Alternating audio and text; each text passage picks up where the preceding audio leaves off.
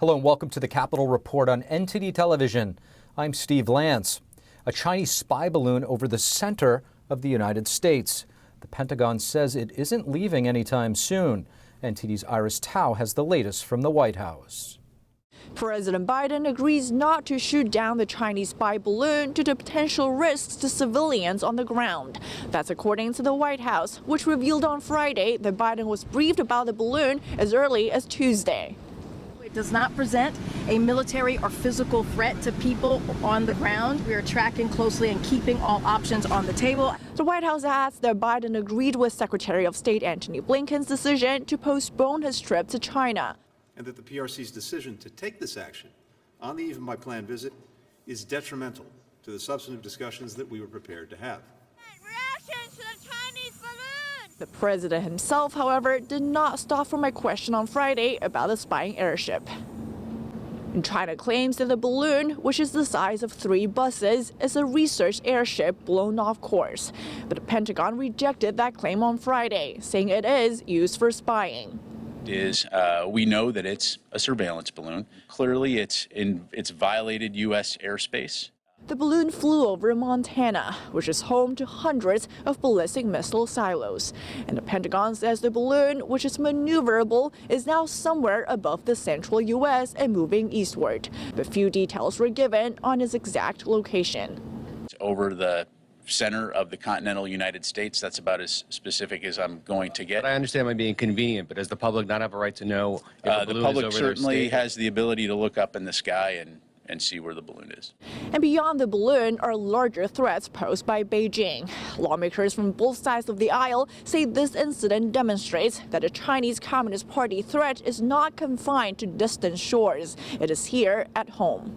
The Chinese Communist Party has long posed a technological, economic, and military threat, and we're just seeing the latest evidence of this right now. And as the Pentagon says the balloon will stay over the U.S. for a few days, some congressional Republicans are escalating calls for the administration to take it down now. And Senator Josh Hawley is now demanding an investigation into what he calls Biden's baffling response thus far. Reporting from the White House, Iris Tao, NTD News. To learn more about the suspected Chinese spy balloon hovering over America, Senator Kevin Cramer of North Dakota joins us. The senator sits on the Senate Armed Services Committee, and we're happy to have him on to discuss. Senator Kevin Cramer, thank you so much for joining us. It's my pleasure to be with you. Thanks for your interest in this story. Senator, first, I'd like to ask you, according to the Pentagon spokesperson, this afternoon, a Chinese spy balloon is still hovering over the center of the continental U.S. The CCP saying it's some type of civilian weather research gone awry. Are you taking them at face value? What do you make of this? Well, several things. First of all, we have no reason to believe the CCP about anything. The Chinese Communist Party is their master spiers or master thieves. We have no trust in what they say this may be. For one thing, if it is in fact some sort of a climate balloon or weather balloon that got off course, it's a long ways off course, and you would think they would have noticed it and let us know well sooner than this. We also know from just the size of this balloon, and from what we can tell, when I say we, the United States, that it's carrying a very heavy payload, one that would be much too big or much bigger than you'd need for monitoring weather systems. So my sense is they're spying on us, and they've probably been doing it for some time. At this point, at least to the public, it's unclear how long that balloon's been hanging over the United States, but my understanding is that we've watched it for some time. Senator, speaking of spying on us, last time we spoke, you were sounding the alarm over Chinese investments in farmland, specifically in North Dakota near a military base, a purchase made by the Fufeng Group, I believe, very close to the Air Force base there in North Dakota. The Air Force has since blew the whistle. What happened? Where do things stand? Yeah, so you're right. The Air Force did blow the whistle. What they did is they sent a letter to me, and they sent a letter to Senator Hoeven, telling us that that this investment of a wet corn milling plant by Fufeng Group out of Fufeng Group USA, a subsidiary of Fufeng Group from out of China, it presents a significant security risk to the United States and to the Air Force. And that one line, the unambiguousness of that one line, made it very clear, sent a very clear signal to the leaders in Grand Forks to pull the plug on this investment and make sure that there are no utilities or roads or anything else that would go to this site should they build a building there. They do own the land, but the building will never be built. Senator, one thing we discussed before was the disconnect between federal and state and local officials on the nefarious intent of the CCP. Is this a case of government going right? It seems as though the mayor of Grand Forks is clear on things, and is this a result of closer communication? Well, great point. It is a sign of the federal government, in this case, the United States Air Force, going right. But it's also an indication that they go right. It takes them too long to get there. And the mayor of Grand Forks and the people of Grand Forks could have used this signal a year ago. Now, I will say this. You raised the point that last time we talked, I sounded the alarm. There were a lot of people sounding the alarm a year ago. And just that none of them were the United States Air Force. And I wish the Air Force would have said something sooner, but you have to also remember that CFIUS picked this up, the Committee for Foreign Investment in the United States. And once CFIUS took on an investigation, and it became a rather long one, several months, that pretty well locks out all of the other agencies because they all work in concert on a CFIUS review. Unfortunately, at the end of the CFIUS review, they being the Department of Justice lawyers, concluded that CFIUS did not have jurisdiction over this particular investment. I think it was too narrow a reading of the law and too narrow of an order.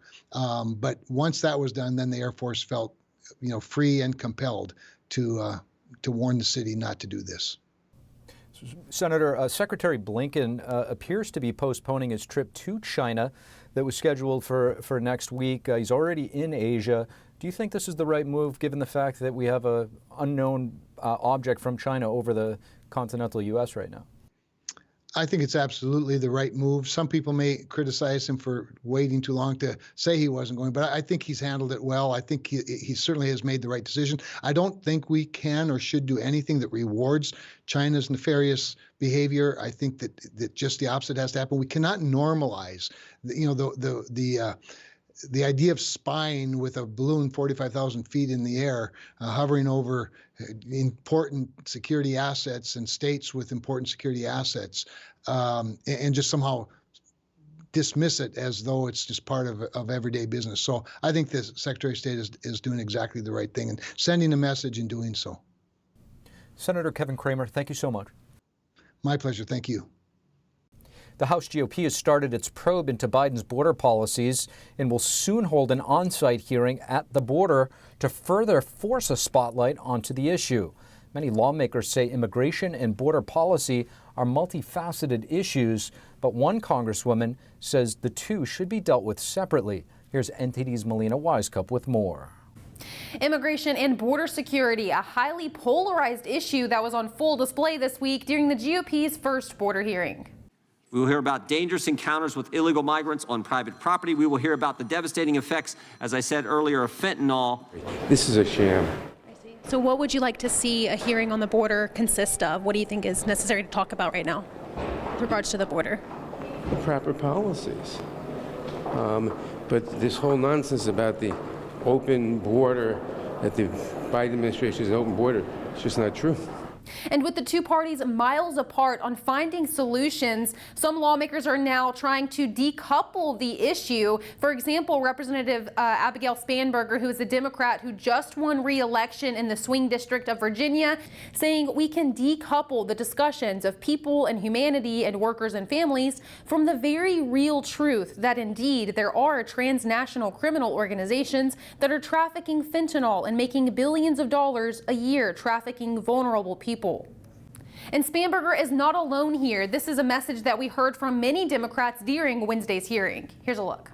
We've heard that what we really need is comprehensive immigration reform. That is a question separate and apart from securing the border, which is about enforcing the laws that we already have. While some other lawmakers have tried to take the exact opposite approach by writing bills that would provide funding for border security while at the same time providing immigration reform, such as providing a pathway to citizenship for Dreamers or reforms to the asylum process, but it's unclear how much support bills like this would get on Capitol Hill. Well, what we've seen for the last several years is that we've attempted to do that, and border security funding has ramped up over and over again.